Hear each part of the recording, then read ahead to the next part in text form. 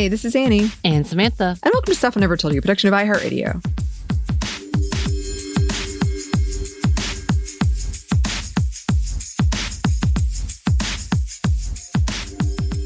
And welcome to another edition of Monday Mini. Today, as we record this, it is May 7th, 2025. And a quick content warning for just transphobic things that are happening. A lot of transphobia. But I put in the date because it's moving. This is all pretty recent, and there's a lot of stuff that's happening around it. But today we are talking about the British Supreme Court's recent decision around the definition of women. In April 2025, the British Supreme Court decided that the legal definition of a woman was based on biology and someone born biologically as female. In the 88-page ruling, the court writes, the, quote, concept of sex is binary. A person is either a woman or a man. The deputy president of the Supreme Court said, quote, the unanimous decision of this court is that the terms woman and sex refer to a biological woman and biological sex. Of note, trans activists and people were largely left out of this case, even though they had lawfully, legally petitioned to be involved. So, what does this mean? It means a lot of things. A lot of it is confusing, but government-issued certificates formally and officially recognized new genders do not guarantee to be protected by the 2010 Equality Act, specifically the sex-based protections. So obviously we're not legal scholars, especially not for a country that we did not grow up in. But if you want to look it up, it's pretty complicated because there's this 2010 Equality Act, and then there are a couple of other acts that come into play. But according to this ruling, that won't apply anymore. It applies to all sorts of situations in terms of like public facilities, changing rooms, hostels, communal accommodations, and all manner of public organizations. According to the BBC, quote, since then, interim guidance says in places like hospitals, shops, and restaurants, trans women, biological men, should not be permitted to use the women's facilities.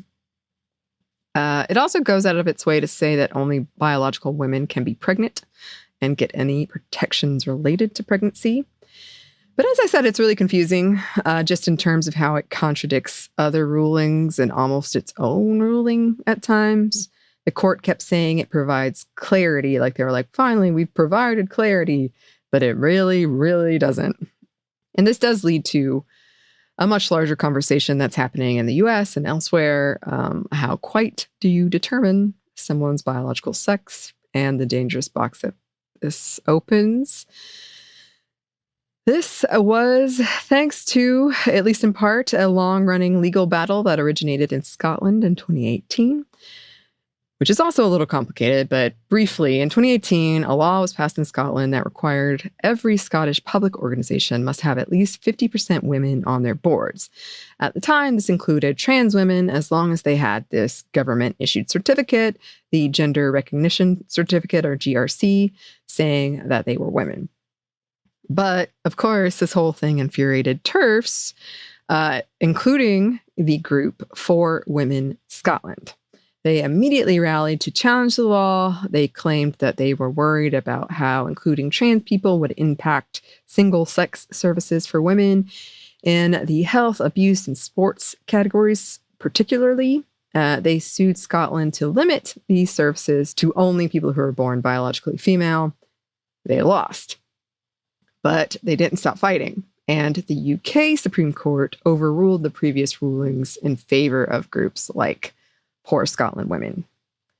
Which unfortunately brings us to she who must not be named. Yep, J.K. Rowling. She is a part of For Women Scotland. She helped bankroll the campaign. She posted an image on social media of her smoking a cigar and drinking, captioned, "When the hard work pays off," celebrating this win. And very dishearteningly, several feminist groups and even LGBT organizations supported this ruling. And just by the way, J.K. Rowling recently came for ace people too. She's an equal opportunity hater. Yeah, I mean, she has jumped all the way off board, right, for all queer people. Like, she's like, it, all of y'all suck. She has. When she really sucks. She has. Yep. It was pretty, in the words of Pedro Pascal, heinous. That's what he said about the social post. But anyway, so that happened. And then here in the US, we have a lot of similar things. Obviously, this is a Monday Mini. We're going to have to come back and do a full episode. But right now, we've got the US Supreme Court upholding Trump's ban on transgender people serving in the US military. But that is one of like many attacks on trans rights in the US. There are pushes for only recognizing 2 genders on official documents like passports. And the one checked must be the one assigned at birth. And of course, around sports, which I'm kind of confounded by, honestly. I'm confounded by a lot of this, but the real focus on sports. But also, this has led to legal issues too, just in the way certain documentation works and how somebody can legally be both a man and a woman, even under these things. So there's no clarity. There's this clarity that they're saying it's not here. Doesn't exist. No, it doesn't exist, and you're making it worse. But yeah, all of this is clearly part of the continuing concerted efforts to attack trans rights.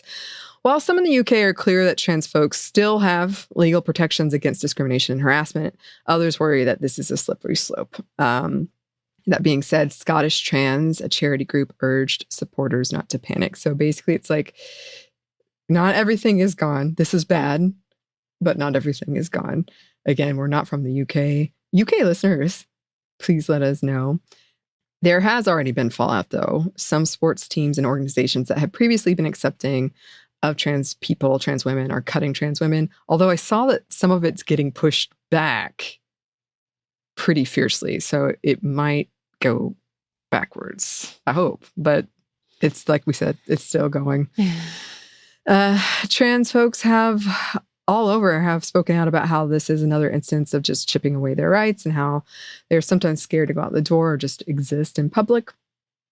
Here's a quote from a Harvard Kennedy School article by Diego Garcia Blum and Timothy Patrick McCarthy. Quote, critically, the court's ruling relied extensively on arguments presented by trans-exclusive, gender-critical activists, while notably excluding any direct input from trans voices themselves. By positioning misogyny as inherently tied to biological sex rather than the broader societal oppression long recognized by feminist movements, the decision revives problematic biological essentialism.